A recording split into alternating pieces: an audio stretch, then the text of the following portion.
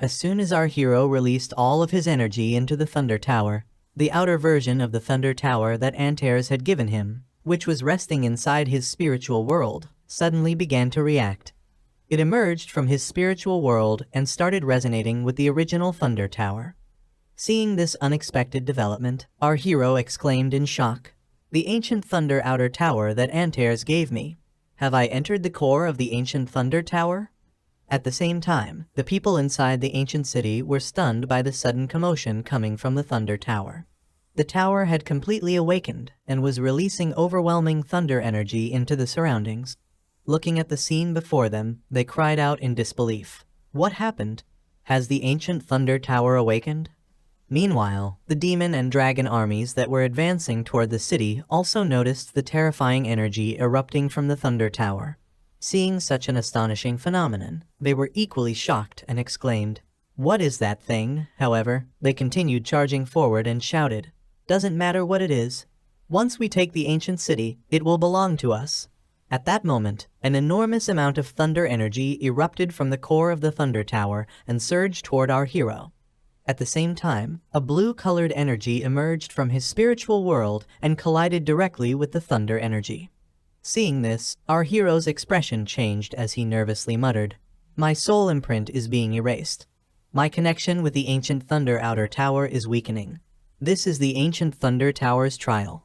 Pouring all of his soul power into the Thunder Tower, our hero gritted his teeth and declared, "As long as I can preserve my soul imprint, I'll succeed. My soul strength is already comparable to that of a god-level expert. I still have a chance."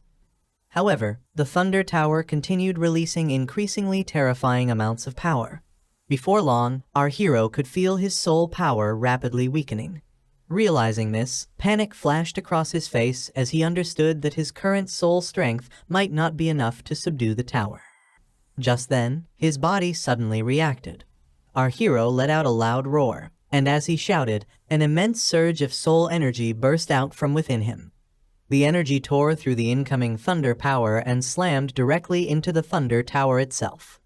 Seeing the result, our hero panted heavily before revealing a faint smile and saying, "It feels as though millions of needles are piercing my soul, but fortunately, it seems I've succeeded." At that moment, countless lightning attacks suddenly surged toward him from the Thunder Tower. Seeing them approaching, he said in confusion, "Lightning. I should already be immune to the lightning element." However, the moment those attacks struck his body, our hero's expression changed. Realizing something was different, he said in surprise, "No, that's not it. This attack contains a small amount of the law of lightning." The energy pouring out of the Thunder Tower continuously entered his body. Feeling the changes taking place within himself, our hero took a deep breath and said, "As expected of Gurita, since I can't overpower it, then I'll adapt to the law instead. I can feel it. I'm gradually adapting to the law. I can do this."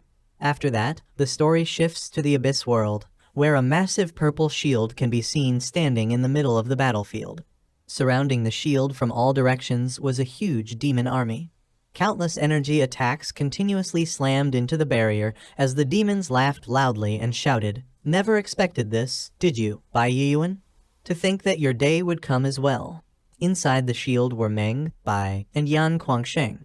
The three of them were completely trapped within the barrier, unable to escape.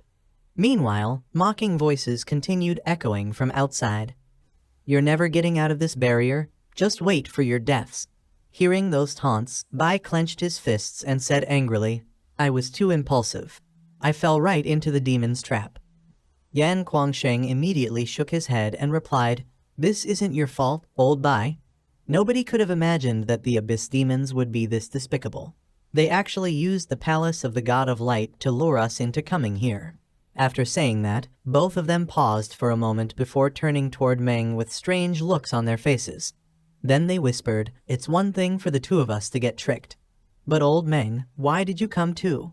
Hearing that, Meng rolled his eyes and replied, "Both of you idiots came here, so how could I not come?" However, his expression soon turned serious. Looking at the two of them, he said, "But don't you find this strange?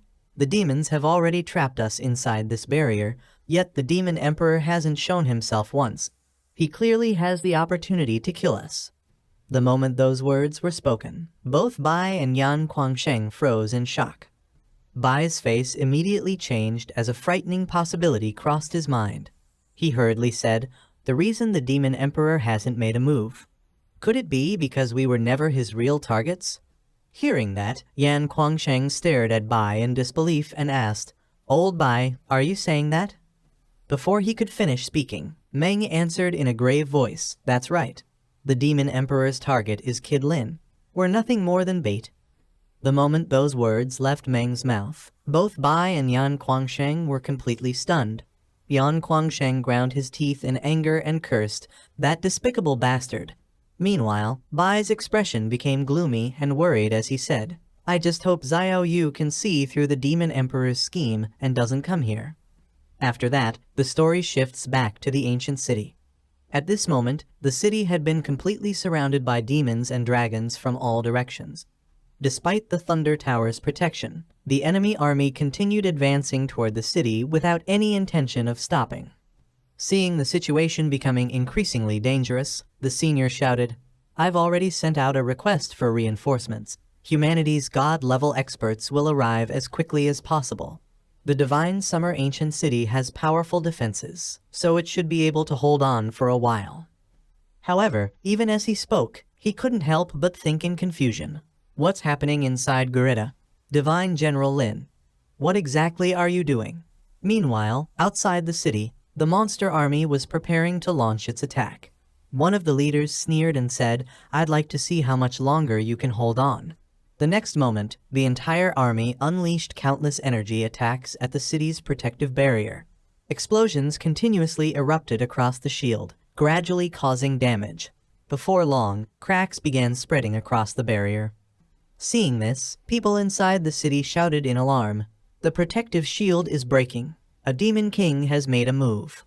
Watching the barrier crumble, the senior's expression became grim as he said, "There are definitely more than one or two demon kings and dragon kings among the allied forces.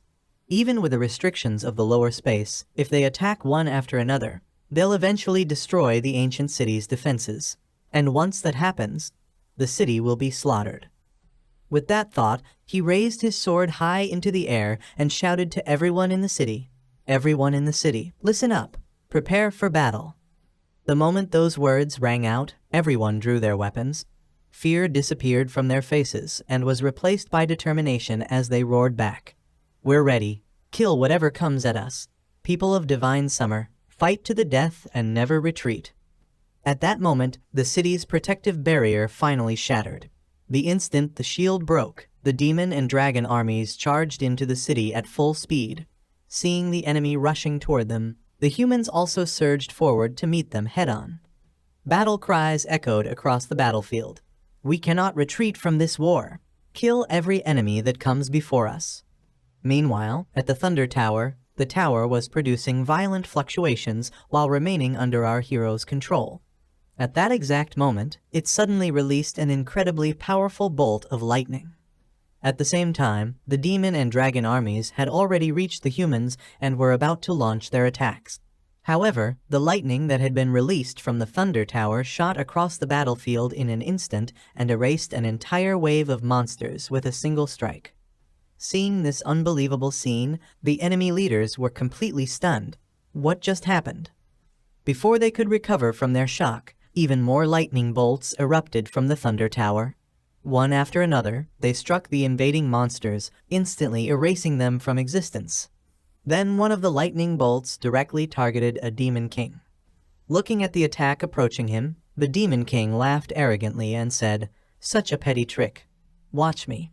Before he could finish speaking, his body was completely destroyed.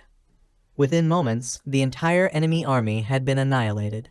Every demon, every dragon, every demon king, and every dragon king had vanished without a trace. Seeing the battlefield suddenly become empty, the senior stood there in complete disbelief and said, "The armies of the dragon race and the demons disappeared? Even all the demon kings and dragon kings were wiped out together? If I'm not mistaken, that attack just now was God slaying lightning?" No. His voice trembled as he stared toward the Thunder Tower.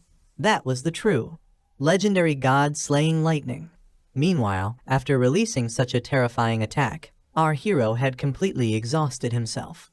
His body became weak, and he began falling from the Thunder Tower. However, just before hitting the ground, he quickly regained control of himself and landed safely. Seeing this, the senior immediately rushed over and asked worriedly, "Divine General Lin, are you all right?" Hearing the question, our hero replied in a tired voice, "I'm fine." Then he looked into the distance and continued, "Next, I'm going to the abyss." At that moment, an abyss teleportation stone could be seen resting in our hero's hand.